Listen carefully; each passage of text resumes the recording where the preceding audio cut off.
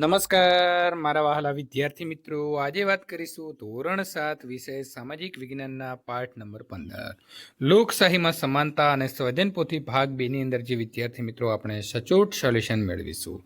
એ પહેલાં ચેનલની અંદર પ્રથમ વખત આવ્યા છો તો વિદ્યાર્થી મિત્રો પ્રથમ તમારી ચેનલને ખાસ સબસ્ક્રાઇબ કરી દેવી. વિદ્યાર્થી મિત્રો, પ્રથમ તમે સ્વજનપોથી છે તે સૌ એટલે કે જાતે પ્રયત્ન કરી અને પૂરી શકો છો અને ત્યારબાદ અહીંથી તમારા જવાબ જે છે તે વેરિફિકેશન કરી શકશો. નીચે પ્રશ્નોના દરેક પ્રશ્નોને નીચે વિકલ્પ આપેલો છે અને સાચો વિકલ્પ શોધીને લખો. લોકશાહીનું સૌથી નાનો એકમ અને સૌથી મોટું એકમ કયું છે? તો નાનું ગ્રામ પંચાયત અને સૌથી મોટું આપણા દેશની સંસદ, એટલે કે એ ઓપ્શન સાચો છે. ભારતના સૌ નાગરિકોને કેટલા વર્ષ સુધી મફત, ફરજિયાત અને સાર્વત્રિક શિક્ષણનો અધિકાર છે? તો 6 થી લઈને 14 વર્ષ સુધી. વિશ્વનું સૌથી મોટું લેખિત બંધારણ કયા દેશનું છે? તો આપણા દેશ એટલે કે ભારતનું છે. હાલ તમે 12 વર્ષની ઉંમરના છો તો તમે મતદાન કેટલા વર્ષ પછી કરી શકશો? તો મિત્રો 18 વર્ષ કરવા જોઈએ, બરાબર. એટલે 12 ને 6 18 એટલે હજી 6 વર્ષ પછી. દરેક સમાજને અને દરેક વ્યક્તિને સમાનતાનો અધિકાર કોના દ્વારા અપાયેલો છે? તો બી, બંધારણ દ્વારા. ભારતમાં કયા પ્રકારની લોકશાહી છે? તો સંસદીય પ્રકારની છે. સૌને સમાન અધિકાર એટલે શું? તો વિદ્યાર્થી મિત્રો અહીં સાચો જવાબ આવે છે સી. એ અને બી બંને સાચા છે. કાયદા સમક્ષ બધાની સમાનતા છે અને કાયદો રક્ષણમાં પણ દરેકને સમાનતા રાખશે. પ્રશ્ન નંબર 8, ભારતમાં યોજાતી વિવિધ ચૂંટણીઓમાં કોના માટે વિશેષ મતદાન મથકો હોય છે? તો દિવ્યાંગો માટે. RTEનું પૂરું નામ શું છે? તો રાઇટ ટુ એજ્યુકેશન, જેના દ્વારા બાળકો તમે અત્યારે મફત શિક્ષણ જે છે તે મેળવી રહ્યા છો. પ્રશ્ન નંબર મિત્રો 10, વિશ્વની સૌથી મોટી લોકશાહી ધરાવતો દેશ? તો ભારત. પ્રશ્નોના 1-2 વાક્યમાં જવાબ લખવાના છે. આપણા દેશમાં મત અધિકાર કોને મળે છે? તો આપણા દેશમાં 18 કે 18 વર્ષથી મોટી ઉંમરની દરેક વ્યક્તિને મત અધિકાર મળે છે. ચૂંટણી પંચની કામગીરી શું છે? તો કોઈ પણ પ્રકારનો ડર રાખ્યા વિના દેશમાં નોંધાયેલા સૌ મતદારો મતદાન કરી શકે એ માટે ચૂંટણી પંચ ખાસ વ્યવસ્થા ગોઠવીને તટસ્થ રીતે ન્યાય ચૂંટણી કરાવે છે. તે મહિલા અને દિવ્યાંગ મતદારો માટે પણ મતદાનની સુવિધા ઊભી કરે છે. બાળમજૂરી શા માટે અટકાવવી જોઈએ? તો બાળમજૂરી એ અસમાનતા છે અને બાળકનું શોષણ થાય છે. બાળમજૂરી બાળકના શિક્ષણ મેળવવાનો અધિકારનો ભંગ ગણાય છે અને વળી 14 વર્ષ કરતાં ઓછી ઉંમરના બાળકોને મજૂરી રાખવું એ પણ કાયદાનો ભંગ છે, એટલે કે ગુનો બને છે. લોકશાહીમાં સરકારની રચના કેવી રીતે થાય છે? તો લોકશાહીમાં સરકારની રચના ચૂંટણીના આધારે થાય છે. લોકશાહી કોને કહેવાય?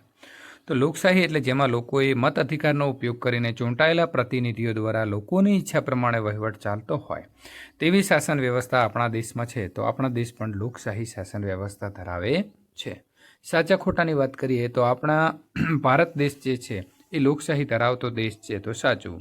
ભારતમાં અમુક જ નાગરિકોને મફત અને ફરજિયાત અને સાર્વત્રિક શિક્ષણ મેળવવાનો અધિકાર છે. તો ખોટું, તમામને છે. બાળમજૂરી એ શિક્ષણ મેળવવાનો અધિકારનો ભંગ ગણાય છે. તો સાચું. સમાનતાનો અધિકાર એ બંધારણીય અધિકાર છે. તો સાચું. ભારત દેશનું શાસન બંધારણ પ્રમાણે ચાલે છે. તો એ પણ સાચું છે. હવે વિદ્યાર્થી મિત્રો, ખોટો શબ્દ છે તેને છેકો મારી વિધાન સાચું બનાવો. સમાજમાં સમરસતા જળવાઈ રહે તે માટે બંધારણ દ્વારા લોકોની અંદર સમાનતાનો જે છે તે મિત્રો અધિકાર આપવામાં આવ્યો છે, એટલે નાગરિકતા ઉપર છેકો મારીશું. વિશ્વનો બીજા ક્રમનો સૌથી મોટો લોકશાહી ધરાવતો દેશ, બરાબર. તો પહેલા ક્રમ ઉપર ભારત આવશે અને બીજા ઉપર અમેરિકા, એટલે ભારત ઉપર છેકો મારીશું. આપણા દેશમાં તટસ્થ રીતે ચૂંટણીઓ યોજવાની જવાબદારી કોની છે? તો આપણે આગળ જોયું કે ચૂંટણી પંચ ઉપર છે. કોઈ પણ નાગરિકને મતદાન કરવા માટે મતદાર યાદીમાં જે છે તે નામ હોવું જરૂરી છે. રેશન કાર્ડમાં રેશન મેળવવા માટે નામ જરૂરી હોય છે. પ્રશ્ન નંબર 5ની વાત કરીએ તો નીચેના પ્રશ્નોના 2-3 વાક્યમાં જવાબ આપવાના છે.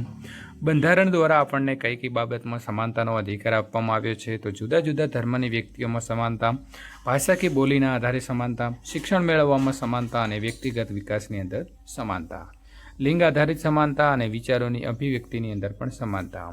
પ્રશ્ન નંબર 2, વ્યક્તિના સર્વાંગી વિકાસ માટે કઈ બાબત જરૂરી છે? તો વ્યક્તિના સર્વાંગી વિકાસ માટે ધર્મ, ભાષા, જાત, રંગ કે જન્મસ્થળના કોઈ પણ ભેદભાવ વિના સમાનતાના અધિકારનો યોગ્ય રીતે અમલ કરવો જરૂરી છે. બાળમજૂરી ગુનો છે, આ વિધાન સમજાવો. તો બાળમજૂરી શિક્ષણ મેળવવાના અધિકારનો ભંગ ગણાય છે. આપણા દેશના સૌ નાગરિકોને 6 થી 14 વર્ષ સુધી મફત અને ફરજિયાત તથા સાર્વત્રિક ભણવાનો અધિકાર છે.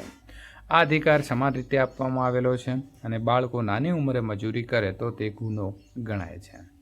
કાયદા સમક્ષ સમાનતા વિધાન સમજાવો. તો વિદ્યાર્થી મિત્રો, ભારતના બંધારણે દેશના બધા નાગરિકોને સમાન તક આપી છે. સમાનતા એટલે સૌ સમાન તેમજ સૌને સમાન તક અને સમાન અધિકાર, એટલે કે કાયદા સમક્ષ સમાનતા અને કાયદાનું સમાન રક્ષણ. પ્રશ્ન નંબર 6, નીચે આપેલા પારિભાષિક શબ્દોની સમજૂતી આપો. બંધારણ એટલે શું? તો વિદ્યાર્થી મિત્રો, દેશનો વહીવટ કરવા માટે ઘડવામાં આવેલા નિયમોને સુવ્યવસ્થિત સંગ્રહ જે છે તેને આપણે બંધારણ કહીશું. ભારતનું બંધારણ સૌથી મોટું લેખિત બંધારણ છે. ત્યાર પછી વાત કરીશું વયસ્ક મત અધિકાર. તો ભારતના બંધારણે દેશના 18 વર્ષથી મોટી ઉંમરના દરેક નાગરિકને કોઈપણ પ્રકારના ભેદભાવ વિના મત અધિકાર આપ્યો છે. તેને વયસ્ક મત અધિકાર કહેવામાં આવે છે. પ્રશ્ન નંબર 7, ટૂંક નોંધ લખો. લોકશાહીમાં સમાનતા. તો ભારત એક લોકશાહી દેશ છે. સમાનતા એ લોકશાહીના પાયાનો સિદ્ધાંત છે. ભારતના બંધારણે દેશના સૌ નાગરિકોને સમાનતાના અધિકાર, જે મૂળભૂત અધિકાર છે તે આપ્યા છે.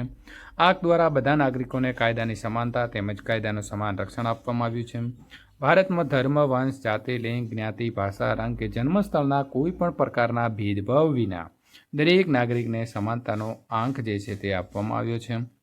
આપણા સમાનને જાળવવા માટે સમાનતાનો અધિકાર ખરેખર ખૂબ જરૂરી છે. મત અધિકારની અંદર સમાનતા. ભારતના લોકશાહી શાસન વ્યવસ્થા સાથે લોકશાહીની સરકારની રચના લોકોના મત એટલે કે વોટ દ્વારા થાય છે. આ માટે આપણા દેશના બંધારણે 18 વર્ષથી મોટી ઉંમરના દરેક નાગરિકને સમાન મત અધિકાર આપ્યો છે. ધર્મ, ભાષા, લિંગ, બોલી કે આર્થિક અસમાનતા વચ્ચે સમાનતાનો અધિકાર દ્વારા દરેક નાગરિકને મતદાન કરવાનો અધિકાર મળેલો છે. મત અધિકાર દ્વારા કોઈપણ પ્રકારનો ડર રાખ્યા વિના દેશની મતદાર યાદીમાં નોંધાયેલા બધા નાગરિકો પોતાનો વોટ એટલે કે મત આપી શકે છે. પ્રવૃત્તિ વિદ્યાર્થી મિત્રો, પ્રશ્ન નંબર 8, પાઠ્યપુસ્તકમાંથી આ પ્રકરણનું વાંચન કરી નીચેના પ્રશ્નોના જવાબ મેળવી અને લખો. તો વિદ્યાર્થી મિત્રો, તમારે આ પ્રવૃત્તિ જે છે તે કરવાની રહેશે. તો આ પ્રકારનું વિદ્યાર્થી મિત્રો સોલ્યુશન મેળવવા માટે અને આગળના પાઠનું સોલ્યુશન મેળવવા માગો છો તો અહીં આપેલી જે એન્ડ સ્ક્રીન છે એના ઉપર ક્લિક કરીને આગળનું સોલ્યુશન મેળવી શકો છો.